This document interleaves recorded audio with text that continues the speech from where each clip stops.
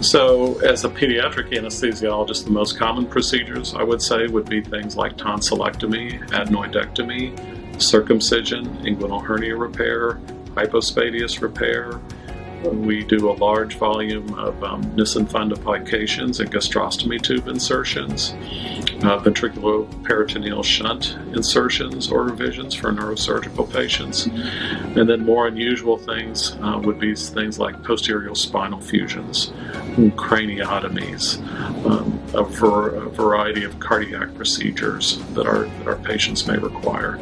But just in terms of sheer volume, the most common things are things like PE tubes, so pressure equalization tubes in patients with ear infections, tonsillectomy, hernia repair, circumcision. Those are probably the most common that I see in my practice. We're in a very tertiary practice here at the University of Florida where our faculty anesthesiologists tend to be part of subspecialty teams, so their practice is relatively specific to their subspecialty. But in a community practice, the most common procedures would be things like, again, inguinal hernia repairs, cholecystectomies, tonsillectomy, breast biopsies, mastectomies for things like breast cancer. Things of that nature are going to be the types of procedures that are very common. So my comments in terms of what the patient visit is like is specifically aimed at operative anesthesia. If one is an anesthesiologist who is specialized in a chronic pain practice, that is likely a clinic-based practice dealing with outpatients, where you might see as few as 10 or as maybe as 20 or 25 patients a day in a clinic setting. But these comments have to do with the operative anesthesia.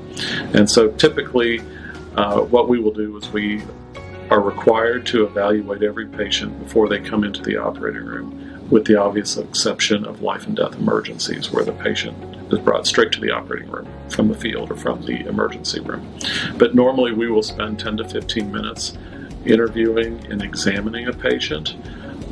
If they're relatively healthy, it can certainly take more time than that. If a patient is complex and has a large number of medical problems, it could take a half an hour, 45 minutes, or an hour even. But normally it's in the range of about 10 to 15 minutes before the patient enters the operating room.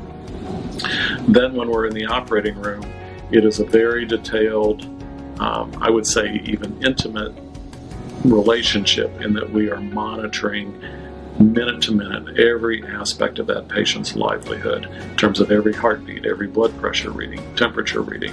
Are they producing urine? Does everything homeostasis-wise look like it is intact for that patient? And that's what I mean when I say intimate, because you're very closely connected with that patient during that time while the patient is in the operating room. And case durations can be as short as 5 or 10 minutes in the operating room. And then on the long end, there are procedures that extend well over 24 to even 30 hours. Those are obviously very unusual. A typical case will last somewhere between 1 and 3 hours in general.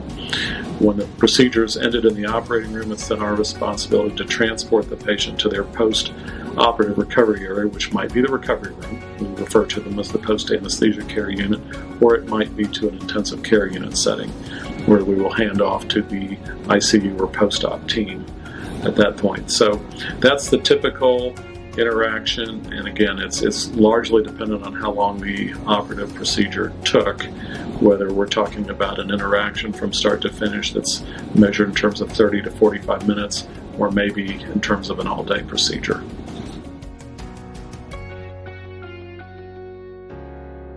In our specialty, we depend very heavily on our interactions, not only with surgeons, but with internists and pediatricians, I would say, who are typically the primary care physicians for the patients who are in the hospital.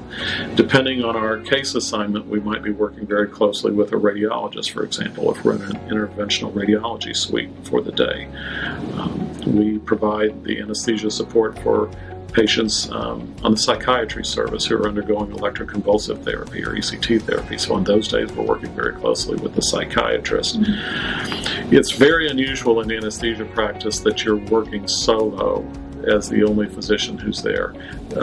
Probably chronic pain physicians are the ones who most work independently without another physician in the operating room or in the clinic setting, although even there, most modern chronic pain practices are what we refer to as multidisciplinary. So you might have a neurologist and a psychiatrist and maybe a neurosurgeon or an orthopedist working there within that chronic pain clinic with the pain physician. But fundamentally, we of course work with surgeons, as you would expect, but also internists and pediatricians.